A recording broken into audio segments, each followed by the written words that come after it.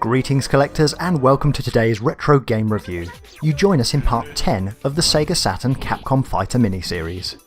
In the last episode we saw how Capcom were able to still branch out with the Vampire series in Japan.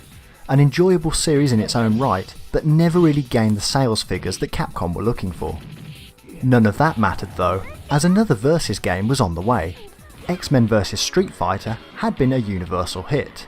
In October of 1998, Capcom released a bigger and better follow-up in the stunning Marvel Superheroes vs Street Fighter.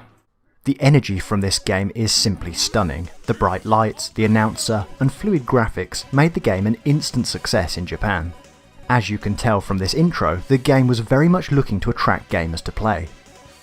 This time out, you'll have 18 characters to choose from, including one very special exclusive in the way of Norimaro. More on him later though. As with the previous Versus game, you select two players to face off against your opponents. The tag team element reintroduces the importance of strategy, and picking your fighters becomes an important element within the game. The fights are action-packed, and there are bonuses for finishing with a special move. Perhaps a Shinku Hadouken.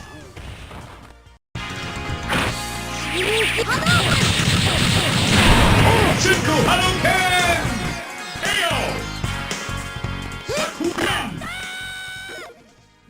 Or why not a Masatsu Go Shoryu?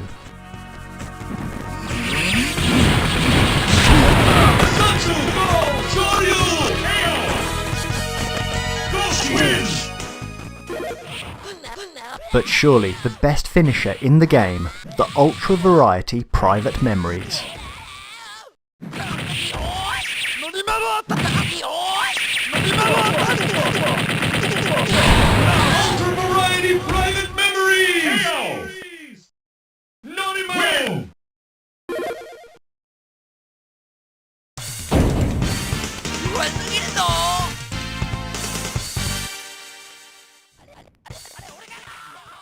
So this is Norimaro. I remember thinking when this game came out, who on earth is this guy? Belonging to neither the Capcom, Marvel or Street Fighter universes, Norimaro is a bit of a one-off. He's essentially a comedy creation of Noritake Kinashi, a well-known Japanese comedian. There is a documentary of how Norimaro came to be in the game, but sadly only in Japanese language.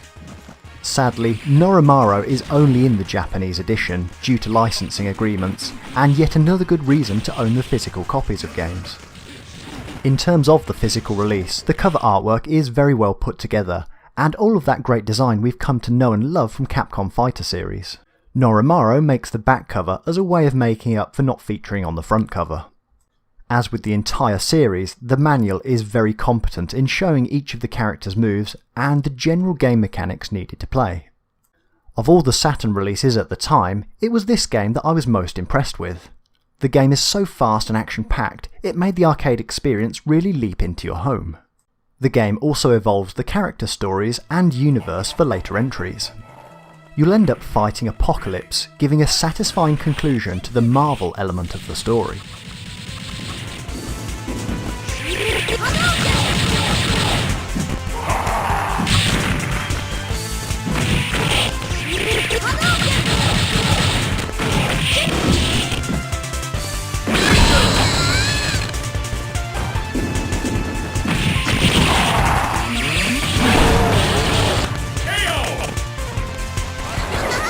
You'll then take on what I believe is the first ever appearance of Mecha Goki, a fine moment in gaming history in itself.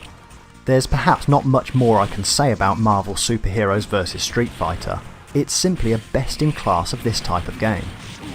I personally don't feel that it was bettered until the Marvel vs Capcom series that came much later on more powerful systems. For the Sega Saturn though, this is a must-buy item for any serious fan of the genre. 1998 was now coming to a close. Capcom did release Capcom Generations as a compilation of some of the earlier Street Fighter II releases. I've chosen not to cover them here as they really are just repetition of the classic 16-bit era. Join me in the concluding episode of this Sega Saturn Capcom Fighter miniseries though, as we see out the last game in the Street Fighter series with the phenomenal Street Fighter 03.